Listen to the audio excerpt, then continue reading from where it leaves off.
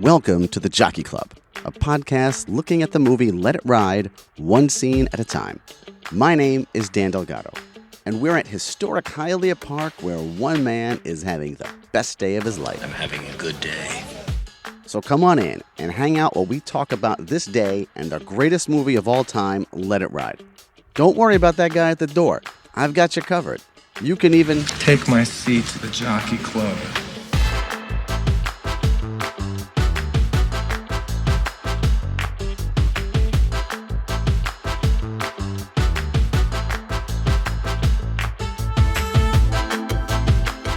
Welcome back to the Jockey Club. My name is Dan Delgado. We are up to episode 24, which means that we are doing the 24th scene of Let It Ride. And yes, it's the 24th scene according to me. This is the scene where Looney attempts to rob Trotter and Johnny Casino attempts to collect money from Looney. And if you're playing along at home, this is from minute 103.06 to 105.57. And when it comes to Let It Ride fans out there are people who are more movie people and those who are more on the racing side of things.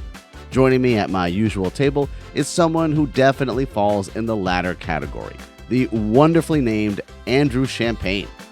Andrew came to my attention when I saw him tweet that he'd likely seen Let It Ride 100 times. So I knew this was someone I needed to speak to. Andrew is a content producer at Catania Media and an award-winning writer and handicapper.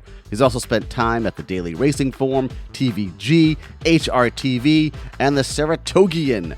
I hope I am pronouncing all of these things properly, but it's possible that I'm not. Okay, now let's head on up to the Jockey Club, where we will be discussing the Young Looney Chronicles, the wisdom of paying 12 years rent, and the 24th scene of Let It Ride. So what I like to do with somebody who is the first time I'm doing it, my first question to them is always, do you remember the first time that you saw Let It Ride? And do you remember what your initial reaction was to it? And has that changed over time? Sure. My dad showed it to me when I was very, very young, probably far too young to understand most of it. But even so, by the time I was in middle school, I knew how to read a racing book. So for better or for worse, I knew a lot of the deeper stuff that people who only go to the racetrack a couple of times a year didn't necessarily get. So I got it earlier than most. It took a couple of viewings, but once you realize it clicks and everything starts going off. So had you been to the track by the time that you started, that you saw this movie, or was that afterwards? Oh, yeah. Yeah, I grew up an hour and a half south of this place right back here, Saratoga Racecourse. And when that's your introduction to horse racing, you become a fan instantly. So I've been going there since I could walk, basically. And so when you talk to other people at the track, other horse players, right, is this the movie that they would refer to? Like if a movie conversation comes up, how often does this one loom as far as horse racing movies go, would you say? It's a movie for sure. I mean, the movie the last 15 years or so, people have seen Seabiscuit and they've read that book. And that's a good movie. I enjoy Seabiscuit. It's a different movie. It's a very different movie. It's for a different audience. And, that is a movie about like a magical horse, but Let It Ride is a movie about the people at the track. Yes. That's precisely. Yeah. I mean, and even the little quirks, my favorite scene, and actually the one I thought you were going to ask me about, is not far off from the one we're going to discuss. My favorite scene is before the Fleet Dreams race, where he goes in and is asking everybody who they like, and they are so staunch and they cannot possibly be wrong, and everyone's wrong. What's funny about that scene is that I had somebody, that's one actually, I've been doing them all in a row, but that's the only scene, that one and the one where he places the bet and they smoke the cigarette, that scene, somebody specifically asked for it at the very beginning. It was probably maybe the second or third podcast that I did. It's a great scene. I haven't released it yet because I'm not up to it yet, but I recorded that one 4 months ago. But yeah, that is a great scene. Like that whole bit Although the one that we're talking about, I really love this scene. It's really, really funny. It's got this whole bit at the very beginning where Trotter immediately says, all right, I'm going to hire you for the rest of the day. Anyone makes a funny move, shoot him on sight. And then immediately is Looney in the red ski mask. In a disguise that could fool no one, right? No one. Like, that's the guy that's saying hot, hot, hot. You don't need a police lineup for it. Yeah. Yeah, so immediately Looney fills the screen with that ridiculous look. Hey, Trotter, and everyone dives, everyone runs away, and Reardon has the gun out, and Trotter has to calm him down. It's okay that I know this guy, and that seems like, all right, maybe this will be settled. But now we have the other confrontation with Johnny Casino. Yeah, the funny thing with that is I recognized that guy initially because around the same time as I saw Let It Ride for the first time, I saw 8 Men Out for the first time. Oh. And he was one of the low-level bookies for Sports Sullivan that was like running bets and stuff. And one of the first scenes of the movie is him and Christopher Lloyd in the stands at a White Sox game. Oh, wow. I have never thought about that. But yeah, those movies are, they're... It's the same guy. Yeah. It may as well be the same role. Yeah, he shows up and he's working. He's the sidekick for a bookie. Yeah, you're right. He's like sort of, I guess, the muscle here. It's the same role. All right, so we are, I'm telling you, this scene cracks me up. I'm watching it minutes just before I got on the call with you. This whole thing where as soon as he says, if anybody makes a funny move, you shoot him on sight. And then Looney shows up. Now, when Casino shows up and starts demanding pay up, deadbeat, now Reardon is going to put his gun that way. And Trotter makes it, I think, a very interesting statement here in order to diffuse Reardon from killing people. He says, don't shoot anybody. I haven't got my money yet. I haven't collected yet. What does that have to do? Like, if he had collected the money, would he be okay with bullets flying? So, like, my thing is, yeah, if he hasn't collected the money, he can't pay the security guard. That's the only thing I can think of in that instance. But it's one of those things where you're going, priorities, man. Your best friend tried to rob you. There's an imposing-looking guy down the hall saying, pay up. He has you cornered because it's down a hallway. There's nowhere you can go. Yes. And you're concerned about, value your life a little more, Trump. Yeah. This is, I think, a very good example of maybe the mispriorities that Trotter has going on in his life right there. Yeah, that whole idea of, I haven't collected my money yet. I mean, I don't know. I think maybe just don't shoot people is probably what you really want. Just let's not have anyone dead. Kids. Guns are bad. Guns are bad. That's exactly right. So Reardon, I'm sorry, Casino drops this line, I don't like you one fuck, which then brings us now Reardon, I think, just wants to shoot him over the profanity, which is calling back to the scene earlier when Trotter was arrested. Yeah, he tries to shoot him, and the guy is just, maybe it's just the learned, acceptance of death being a possibility when you're going to collect a debt of how much? $850. Because that's worth dying for. That's right. Get that $850 out there. Well, also, just dropping an F-bomb in a public place could also, as far as Reardon is concerned, it will blow your head off. Yeah, for that. The standards of 1988 when that movie came out, and the standards of now you yell, I don't like you, one, whatever, and the entire crowd cheers. Exactly right. It's a whole different world that we're living in. So Looney explains, listen, I lost the money from the blood bank. He got pickpocketed in the bathroom, which, of course, we know there's a pickpocket that's running around named Morgan, right? That's name is Morgan. Trotter got picked up. Do I look like a Morgan? I look like a Morgan? Yes. That's also where I finally realized that's Dreyfuss's brother in that scene real quick. All right, I'm just curious. Did you already know that? That was Lauren Dreyfuss? That somewhere, yeah. I knew he was in the movie because they'd see the name in the credits, but it's not until I'm doing this podcast where I'm like, there he is. Yeah. So anyway, Edson's delivery on his lines, on his threats. Pay up, you greasy little... You owe me, you greasy little bastard deadbeat. I'm gonna get it, God damn it. You know, that whole thing that he's doing there. What do you think of this? I mean, it goes back to, well, everybody knows the neighborhood bookie and everybody has the idea in their mind. Like, if you were to draw a caricature of that, it's this guy. Maybe a little smaller, but he's the guy in every neighborhood that's 5'6" or 5'7", 150 pounds soaking wet, but walks around like he's 6'8", 275 for no justifiable reason. But it goes with the rest of the movie because you've got a guy in Trotter, who's the main character, who is actually dressed in a decent suit for the time period.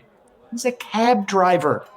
Like, yes. It's just one of those little tiny quirks where you think for a minute, you're going, this is exaggerated a little bit, but because it captures the soul of all of these concepts that I associate with gambling and the racetrack and whatever, I'll go with it. Okay, very good. Do you think Edson's outfit is fitting for his character? This jacket, the carpet shoes? 80s. I can forgive a lot because of the time period, right? It was the 1980s. Yeah. Mistakes were made. Okay, gotcha. Very good. So now Trotter says, all right, listen, I'll pay Looney's tab. And Looney now says, no, I'll get my own money. I'll kill somebody if I have to, which I... Andrew, you say that in the presence of a security guard. Come on. The guard who has the gun out, who's threatening to shoot people already. Yes. Now we're going to... Looney does not want Trotter to take care of him. He says, listen, I'm a loser. I deserve this. When was the last time I had a winning bet? So this bit where he flips through this book, seemingly, I don't know, like he does it so quick and then stops. It's just, I can just imagine that the direction is there is, all right, just flip for like 10 pages and then point. See, I love this line because December 3rd is my dad's birthday, and he's the one that introduced me to this movie. So I heard December 3rd, ooh, and then you hear 3 years ago, $22. And immediately Trotter is just going, like repulsed, like you just saw a cockroach in the shower. Yes. That reaction from Trotter is just like, oh, this is the worst. This is the worst I've ever heard. Yeah, this is terrible.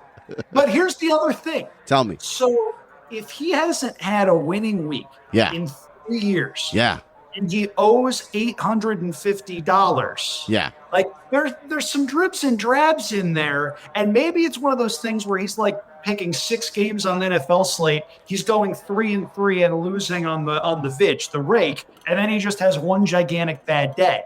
Like, that's the questions you have, right? Because if this guy is only down $850, isn't that like an accomplishment? And the fact that he's been churning a little while? I mean, this is true. This is a 3-year-long losing streak, and we know that he's lost 500 to them today. Right? He bet a nickel on the Packers, so that's where probably I'm guessing the bulk of it comes from. So yeah, that's true. I mean, it's honestly, you have to wonder, like, how close to death has Looney come before this? This can't be the first time. Prequel. Just give me a Looney prequel. Just Looney. That's it. Yeah. Okay. Looney. Something that shows how he is the unluckiest person in the world and how he always gets himself into these situations. I mean, I feel like that has Better Call Saul potential. Oh, wow. This is really a nice idea. I like this idea. Now we're cooking with gas here. Yeah, that's right. Okay, so we're going to see him recording people in the cab for his own amusement. We're going to see him, I guess, at the track, at the bar. But how he met Trotter, yeah, all of that. Okay, I could go with this. Now, I'm gonna ask you for something here. Can you cast that role? Let's see. Okay. So Looney in this particular situation was figure early to mid 40s. Sounds about right. Yep. We're about okay. So I got one. We're going to need to wait a couple of years for it. Okay. Well, well, you know what? We've been waiting for 30, so go ahead. Isn't this just crazy enough? All right. And doesn't this have just enough, like, surreal, wholly out there for Shia LaBeouf to crush? You know what? What else is he doing after the Don't Worry Darling fiasco? Come on! You know, I gotta tell you, I really kind of like that idea. It's not bad, right? No, it's not bad. He's got like natural manic energy. You could actually see that working out. Yeah, that's pretty good, I gotta say. Shoot, the more I think about it, the more sense it makes, you know? Yeah, who knows? All right. Do you have a trotter, a younger trotter? Let's see. Right. Younger version of Richard Dreyfuss. Yes, right? yes. Okay. Feel like I'm doubling down by asking you this one because I don't know if you're going to get one as good as this one with Shia LaBeouf. No, I really like that. Richard Dreyfuss absolutely nailed that role. Yeah. Because now you got me thinking. Let's revisit that down the line. Okay. I'm All right. going to need somebody early to mid 40s, starting to lose his hair a little bit, drives a cab, has an unjustified sense of being someone who's important, someone a little bit profane. Yep. All of those things. That's a thought that's going to fester. It'll come to me at some point. All right. Whenever that thought comes to you, now if it's before we're done recording or if it's 3 weeks from now, you let me know what the result of that thought is going to be. You got it. All right. Very good. I'm impressed with the Shia LaBeouf. I feel like I had this conversation with somebody on a previous podcast. Looney's brother. Remember? You got a brother? Yeah, in Cleveland. Call him up. Yeah, who plays the brother? I had that conversation. I've got the brother. You've got the brother? Yes. Oh, all right. Give me the brother. Cleveland celebrity Mike the Miz Mizanin. Oh my God. I can cast the brother. I can't cast Trotter. Yeah, what a choice. We're going big here. I'm not big on souls. A movie like this, it's got to be over the top, and it's got to bash you over the head like a mallet. Well, that's one way. Yeah, okay. Well, you picked a guy that's going to bash somebody over the head, so that works out, I suppose. All right, very good. So Looney declares that he is now committed to Trotter for the rest of his life for settling this bet. Do you believe that that's going to be accurate? We don't know the answer to this, but in your own estimation. Not in a million years. This is $850, and at the end of the movie, he and Jennifer Tilly's character are already sizing each other up, and you know that Looney is going to drop Trotter like a bad habit if she decides that, she just doesn't want him around anymore.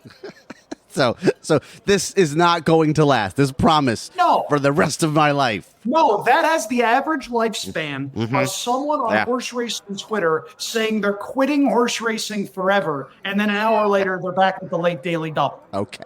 Got it.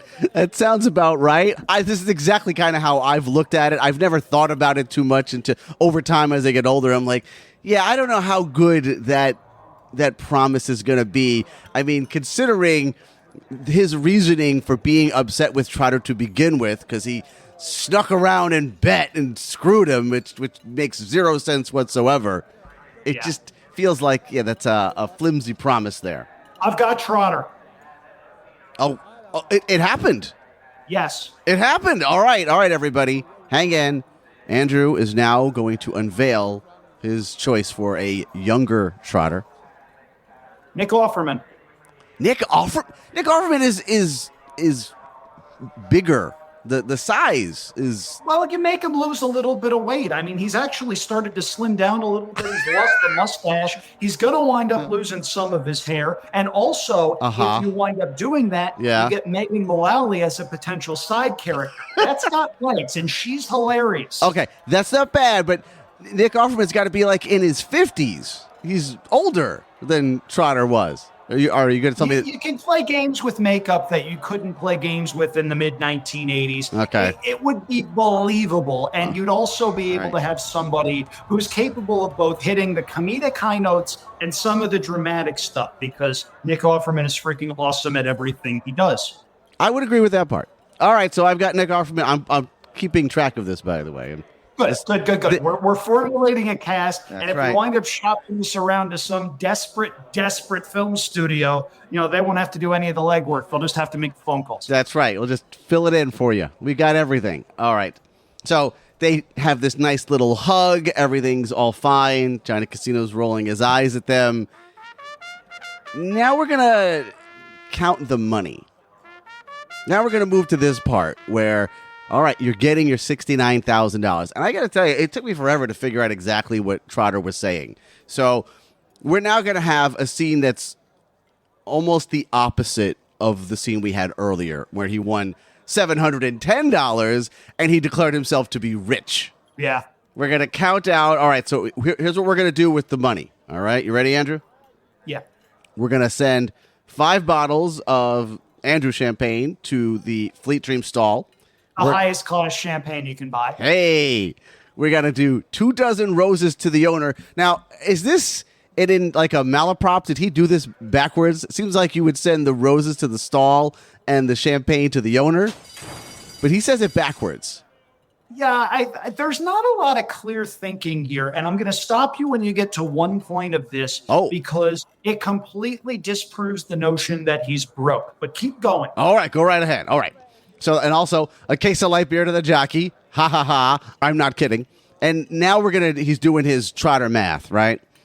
Start out with $34.50 because the government's going to take half. Okay. He's going to do 8 for a Buick, I believe he says. Yeah. Furniture. Pam wants a water cruise, which, is there a cruise that's not a water cruise? I don't know. Yes, Toyota made it. Oh my God. Wow. I'm gonna need a rim shot to add yes, into this. you do. A rim shot or just people booing and throwing tomatoes. Yeah. Either way. All right. 12 years rent. That one right there. Okay. 12 years rent. That's assuming he's not working anymore. If I had 12 years rent saved up and continued to work at my job, don't tell me you're broke when you have 12 years of rent wholly saved up enough to potentially, maybe not rent, maybe buy your own house. Just saying. Also, the other thing that gets me about that is, how good of an apartment do you think Trotter is living in, that Trotter and Pam have together? It's a duplex. We know that because the street address is a half. So it's either a duplex or a back house or something. But yeah, it's, 12 years rent. I mean, yeah, you've got a safety blanket or whatever. But the big, spoiler alert on this, the big thing at the end is him looking into the camera with $69,000 in front of him going, I'm broke. Yes. You're not broke. You just don't know how to manage money. And guess what? Yeah. No gambler knows how to manage money effectively. Not no, but less than 1%. So there you go. Just for clarification, Andrew, where do you fall in that? Smart enough to where I am not a professional gambler. I just cover the gambling industry. Ah, very good. Very good. So the rest on the list, I think, is groceries, broken glass at the Jockey Club, and then Looney's tab, the big fat $8.50. Yeah, Trotter does his math, declares himself to be broke, and now he's very hesitant about giving the $8.50 out of the $34.5 that he has. I don't know if if it's worth saving your life on the $8.50, but he gives it anyway. Yeah, because at that point you sort of have to, because he does have the entire $69,000 with him. The government hasn't taken it yet. So you wind up with the $69,000. They put it in a box. The box gets referenced in a couple of different instances throughout the movie. Yes. And they come out, and Looney is, thanking him left and right, and Trotter's trying to find ways to weasel out. But all of a sudden, Looney says, "You're my king," in that little squeaky, pathetic voice. And Trotter's going, "Oh, God, I can't stand him up." Yeah. Exactly right. Exactly right. And Casino's like, "Yeah, you'll be back." And Looney insists that he will not. I've seen the light. Andrew, he's seen the light. Come on. Again, I got the under on that. Okay. We're taking the under on that. All right. Says Andrew the cynic. So let me ask you this. You win $69,000. Now I'm looking for some professional information from you. You win $69,000. How does that work where the government takes half? Sure. So At the racetrack, by the way, I actually get to explain this because this has changed the last couple of years. It has changed to where instead of taking X amount over $600, that was the rough amount. There were some other schematics there, but for simplicity's sake, it was anything over 300 to 1 on the payout. Well, now it's anything over 300 to 1 on the wager. So under these rules, all of a sudden, Trotter's money isn't necessarily subject to federal taxes because it's less than 300 to 1. Oh, wow. So if this happened today, it's a whole different ballgame for him. Yeah, it's a little different because it's just isolated win bets. He put the $50 on a horse that, got him back 710. That's far less than 300 to 1. He put the $700 down and then got 2,400 back. He'd have gotten more from that. And then he would have been able to put more on Fleet Dreams and gotten a lot more out of that. And all of a sudden, it's a 6-figure day before Hot to Trot winks at him. So back then, when does the government come and take half of his money? Is that something that he has to do on his own? It was above a certain threshold, and you've got to report it. You fill out a form, and that's why after the second win bet, they required his autograph, and he had to fill out a form. And that's ultimately how the government winds up tracking you, and you could write that off with some losing bets so that way it sort of balances it out. But the situation has changed with regard to tax withholding, and that's very good for horse players. And so if we're looking at it like this, right, so you're right. So Uncle Sam's going to need your autograph for this much. He's going to have to pay half on that first win, even though he bet all of that money. Well, that's the thing. If he got half of it, and what did he wind up getting for that second one later? Like $2,000 and change? Yeah. Figure he was supposed to get double that. So if he put 700 down on it and he was supposed to get $5,000, that horse would have been 6-7 to 1, thereabouts. Okay, yeah. So it's not as though the government's going to come and say, look, you owe us $34.50 here, and then you owe us on that second bet as well. Right. It's a little bit inconsistent the way they laid it out. Okay. The long story short is, yes, it worked at that point. It doesn't work that way now necessarily. Okay. All right, then that's all that I need to know about that. All right, so we've come to the end of this scene. Andrew, you got any other thoughts you want to lay on me about this? Oh, it's just such a great movie. And we mentioned this earlier on. There are other horse racing movies. There's the Seabiscuits, the Secretariats out there. They're good movies, but they accomplish different things. The reason Let It Ride works as well as it does is because it's a movie for horse players about horse players. Everybody knows somebody like, say, a cheeseburger who's overly flamboyant at the racetrack. Everybody knows the stuffed suits in the Jockey Club who walk around, acting like they've never done anything wrong, acting like any losses they have they can write off, or up half a cent on overpriced birthday envelopes, as Greenberg said. People that have been around the track long enough, there's a reason it's still a favorite movie for so many of those people. And just some of the scenes in that movie, my dad likes to reference the initial scene at the beginning where they're walking into the track and the tout is going, "Had the daily double." Had the daily double. Had the daily double. And Linda goes, 18 months ago? Yes. And that goes to the horse player ethos, right? Like, there's people that have had one big score and made a career out of it.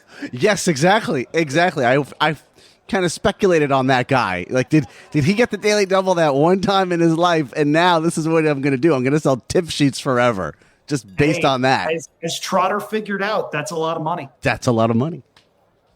All right, Andrew, I think we're done here, unless you got anything else you want to add in. I just want to say thank you. I mean, this is a fun podcast about a really fun movie. Going scene by scene through it and just all the little quirks that are so hilarious when you put them together. You are doing the Lord's work, my friend.